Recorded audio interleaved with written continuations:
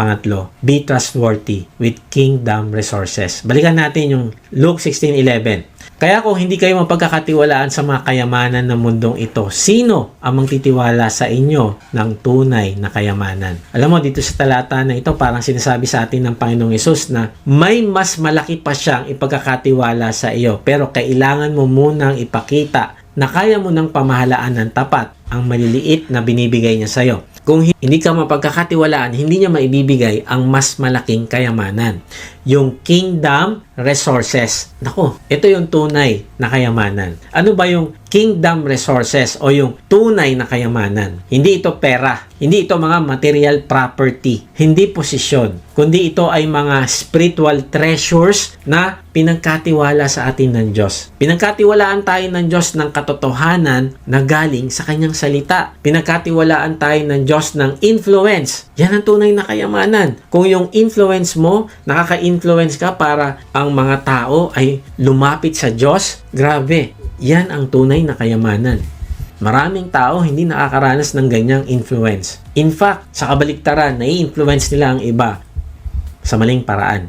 Pinagkatiwalaan tayo ng Diyos ng calling, ng gifts. Pinagkatiwalaan tayo ng Diyos ng disciples. Grabe, yan ang tunay na kayamanan. Kahapon, nag-celebrate kami ng aming D-group sa aming bahay. Nakakatawa, nakaka-bless kasi sobrang nakita ko yung transformation sa kanilang buhay. And blessed na blessed ako. At yun yung tunay na kayamanan. Nasabi ko sa kanila, kayo ang reward ng Diyos sa akin. Yung makita ko na kayo ay lumalago. Yun yung totoong blessing. Hindi pera. Hindi kayang bayaran ng pera yung mga disciples. Yung mga kaluluwa. Hindi kayang bayaran ng pera yan. Bakit? Kasi yan ay may value for eternity. Hindi yan masisira. Hindi yan mawawala. Yung pera, yung kotse, yung bahay, mawawala yan. Pero yung mga disciples, yung mga kaluluwa, yung mga opportunities para mag-serve, yung gifts, yung calling, hindi yan mawawala. Lahat yan merong spiritual value. Pinagkatiwalaan tayo ng Diyos ng mga kaluluwa, revelations niya mula sa kanyang salita, yung testimony mo, even yung spiritual authority galing sa Diyos. Ito yung mga bagay na merong eternal value. Sila yung mga kingdom resources. May nagsabi, worldly wealth is temporary, but true riches are eternal. Spiritual responsibilities, God and trust to faithful stewards. Kaya pala sabi ng Panginoong Hesus, kung hindi ka faithful sa temporal, paano ka pagkakatiwalaan ng eternal? Tama ba? So, ibig sabihin, hindi madamot ang Diyos. Hindi siya nagdadamot ng calling. Hindi, tinatawag niya tayong lahat.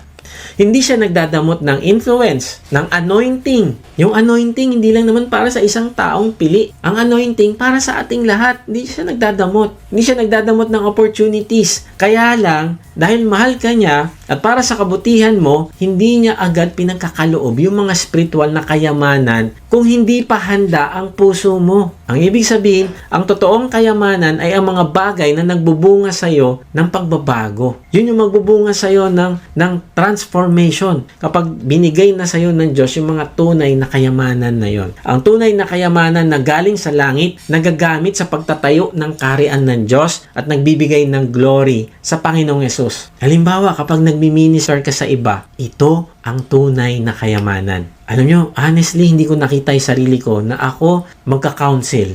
Ako magbibigay ng encouragement sa iba para lumapit sila sa Diyos. Hindi ko nakita kasi ang tingin ko sa sarili ko masama eh. Ito yung kingdom resources. Kapag ginagamit mo ang spiritual gift mo, ito ay kingdom resources. Kapag binabantayan mo ang integrity mo, ito ay kingdom resources. Kaya nga tanong mo sa sarili, Lord, paano ko ba hinawakan ng mga tunay na kayamanan na binigay mo? Imaginein mo, may nagbigay sa'yo ng buto na maliit. Simple lang, ordinaryo. Pero sabi niya, alagaan mo kasi magiging puno yan na magbibigay ng lilim sa maraming tao. Grabe, no? Siguro inisip mo, ano ba to? Alilit na buto na to, paano magiging lilim sa ibang tao? Grabe, yung buto may purpose. Pero kung hindi mo papansinin yung buto, walang mangyayari. Mananatiling buto lang yan. Pero kung itatanim mo, iingatan mo, didiligan mo araw-araw, aalagaan, magiging faithful ka kahit mahirap.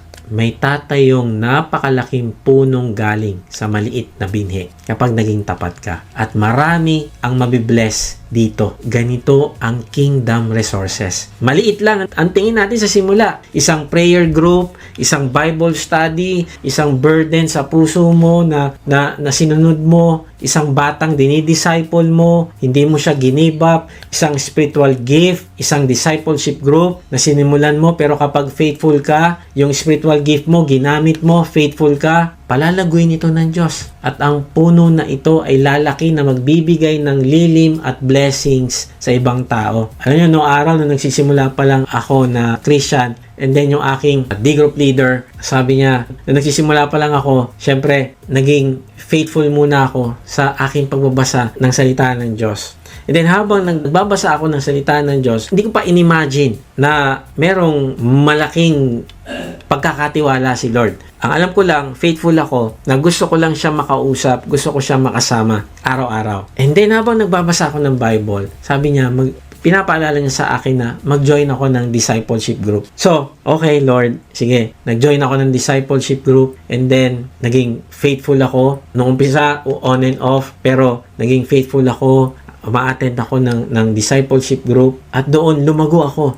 And then, nung lumalago na ako sa discipleship group, sabi ng aking D-group leader, Mike, magturo ka dito sa isang lugar sa Antipolo. Sabi ko, magtuturo ako. And then, naalala ko sinasabi ni Lord, be faithful. Ako nagbigay sa'yo ng gift. Ako nagbigay sa iyo ng kakayahan para gumawa ng good works. So sabi ko, okay, sige Lord, sabi mo, sasamahan mo ako, gagawin ko. And then, sabi ng aking D-group leader, okay, mag-ano na tayo, mag-plant tayo ng church dito sa Antipolo. And then sabi ko, okay, sige, be faithful. And then, sabay-sabi ng D-group leader ko, okay, mag-serve tayo sa church. And then, nag-upisa kami sa, ako, halimbawa, lahat ng task, dahil kami-kami lang. So, nandun ako sa parking, nag-aayos ng parking, minsan nandun ako sa welcome, nag-share ako ng gospel, minsan nandun ako sa finance, nagbibilang ako ng pera para sa tithes, and then, basta, lahat yung upuan, inaayos namin. So, walang maliit na task. Kailangan maging faithful tayo sa lahat ng task na ginagawa natin. And then, isang araw sa aking D-group leader, okay, pare, mag-ano ka na, mag-preach ka na.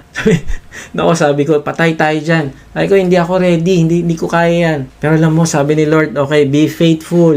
Okay, sige, subukan natin, try natin. And then, hindi ko alam na napalalakihin ni Lord yung tinatawag na kingdom resources, yung tunay na kayamanan. Hanggang ngayon, di pa ako makapaniwala. Kasi sabi ko, dati, ganito lang naman ginagawa ko eh. Ngayon, ang dami ko nang kinakausap, ang dami kong nababahaginan ng mabuting balita. And sabi ko, Lord, ang laking responsibility nito na binigay mo sa akin. Hindi ko po ito kaya. Pero alam mo, palaging naalala ko na pinapaalala niya, kung naging tapat ka sa maliit, mapagkakatiwalaan kita sa malaking responsibility. Yun yung sinasabi sa Timothy. Si Timothy, bata pa, mahiyain. Hindi impressive sa standards ng mundo. Pero sabi ni Pablo sa kanya, 2 Timothy 1:14, sa tulong ng Espiritu Santo na nananatili sa atin, ingatan mo ang mabuting bagay na ipinagkatiwala sa iyo. Ibig sabihin, bantayan mo ang gospel o mabuting balita ng kaligtasan. Sabi sa kanya, bantayan mo ang iyong calling.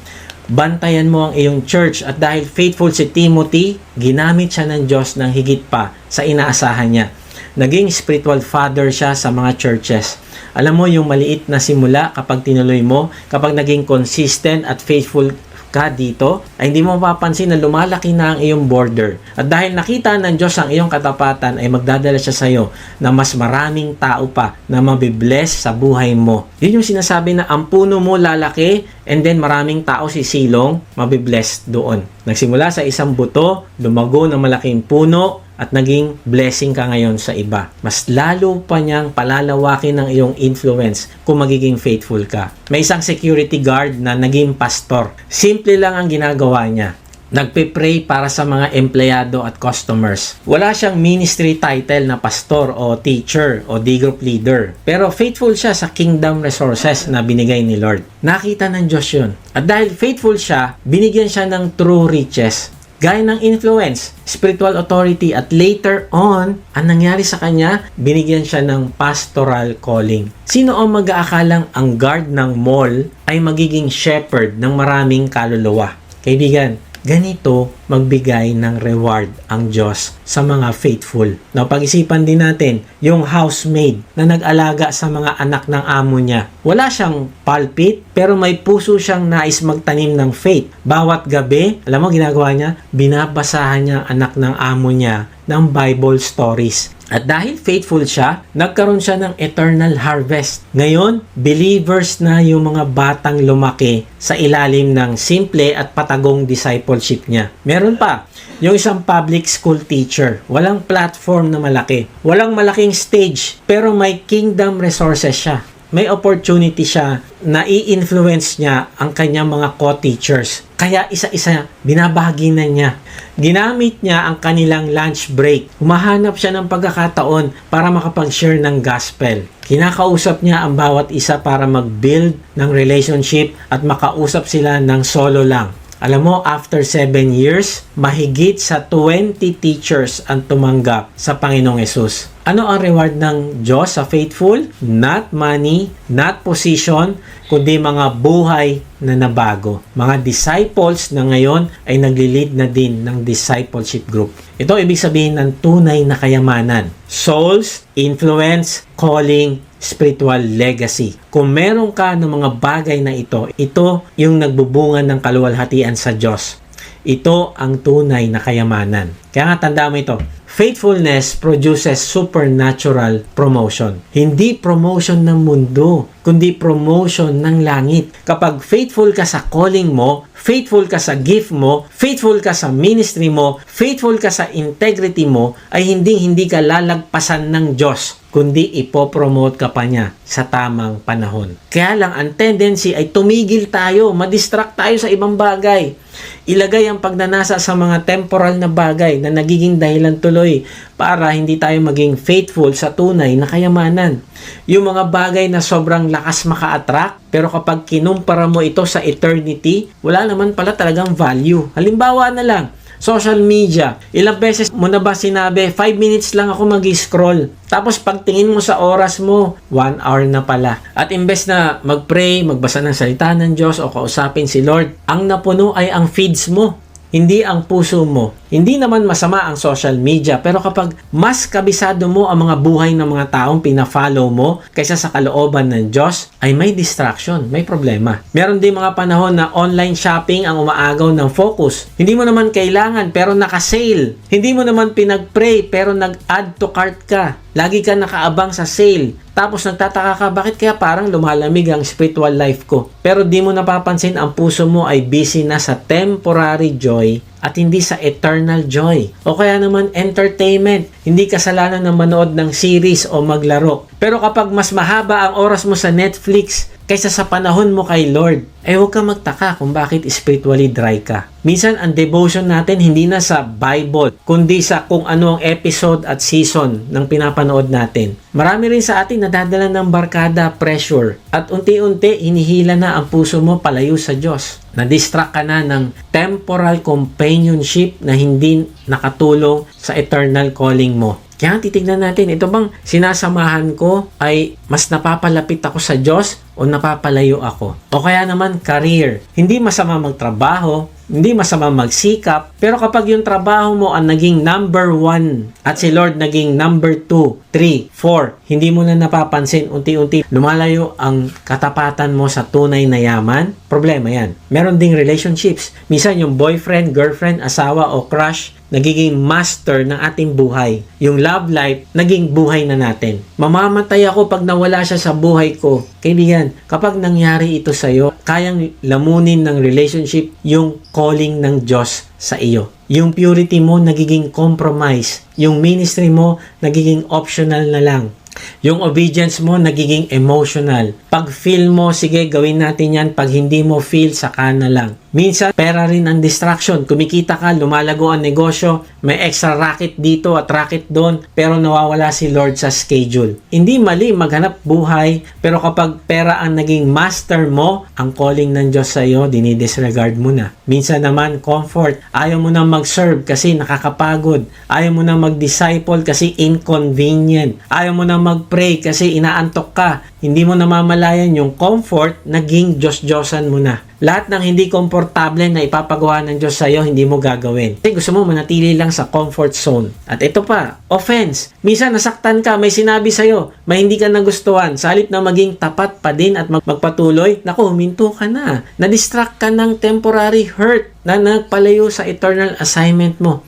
Hindi naman kasalanan ang masaktan, pero ang problema kapag hinayaan mo ang sakit ang magdikta ng direction mo, yan ang magbubunga para hindi ka maging tapat sa Diyos. O kaya ang success ang distraction mo. Oo, minsan, hindi failure ang nagpapahina ng faithfulness natin. Alam mo kung ano? Success o tagumpay. Kasi pag umaangat ka, dumadami ang ginagawa mo, dumadami ang humahanga sa'yo, nagiging busy ka sa achievements at hindi mo namamalayan, hindi ka na busy sa presensya ng Diyos. Alam mo, sabi nung isang nag-testimony kahapon, sabi niya, hindi ka pwedeng mag-serve sa dalawang master. Yun daw yung na-realize niya. Totoo yun. Kapag sobrang successful ka na, may tendency na dahil sa dami ng ginagawa mo, wala ka ng time para sa presence ng Diyos. Tira-tirang time na lang sa gabi ang binibigay mo sa Kanya. Dahil pagod ka na, di ka pa nag-uumpisa magbasa ng Bible mo, tulog ka na. Kaibigan, marami sa mga distraction natin hindi naman masama. Pero nagiging masama kapag naagaw nila ang puso natin mula sa tunay na kayamanan na gustong-gusto ng Diyos na ibigay sa iyo. Tandaan mo,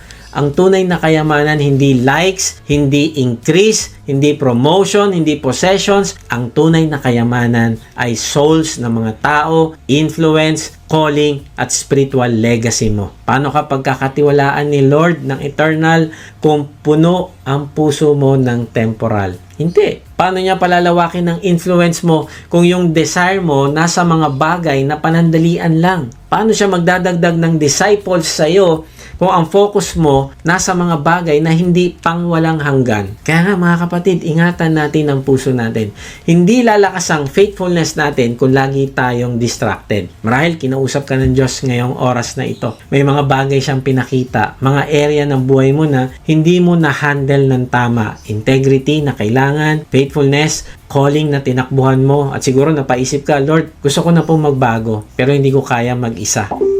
Kaibigan, tama ka. Hindi natin kaya mag-isa. Kaya nga binigay ng Diyos ang pinakamahalagang regalo, ang kanyang anak, ang Panginoong Yesus. Tandaan mo ito, faithfulness does not start with trying harder. Faithfulness starts with surrendering your life to Christ. At hayaan mo na siya ang maging Lord at Savior ng buhay mo. Kaibigan, tinatawag ka ng Diyos ngayon.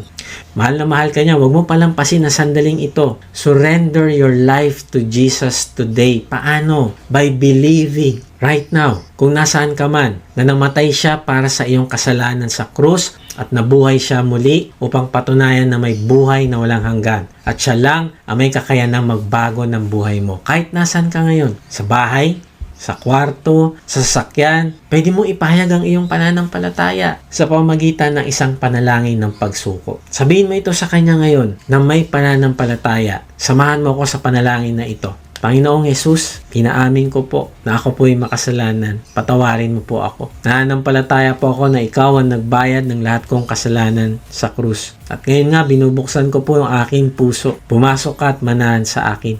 Tinatanggap po kita bilang aking Panginoon at tagapagligtas. Simula ngayon, tatalikdan ko na po ang aking kasalanan. Tulungan niyo po ako na maging faithful sa mga bagay na ipinagkatiwala niyo sa akin. Amen. Kaibigan, kung tinanggap mo ang Panginoong Yesus sa puso mo, siya ay faithful sa iyo. Hindi siya aalis diyan. Hindi ka niya iiwan. Hindi ka niya pababayaan. At sisiguraduhin niya sa iyo na magbabago ka. Diyan magsisimula yung desire mo na maging faithful sa mga resources na binibigay niya sa iyo. So, paano ba tayo magiging matatag at lalago sa ating katapatan o faithfulness sa Diyos? Number 1, be faithful in small things. Kasi doon sinusukat ni Lord ang puso natin. Sa maliliit, lumalabas ang tunay na character, ang tunay na devotion at commitment natin sa Kanya. At sa maliliit na bagay nakikita ang tunay na maturity. Number 2, manage what is not yours with integrity. Hindi mo lang i-manage yung hindi sa'yo, kung hindi i-manage mo yun na may integrity. Kung hindi atin, wag nating tratuhin parang atin. Tama ba?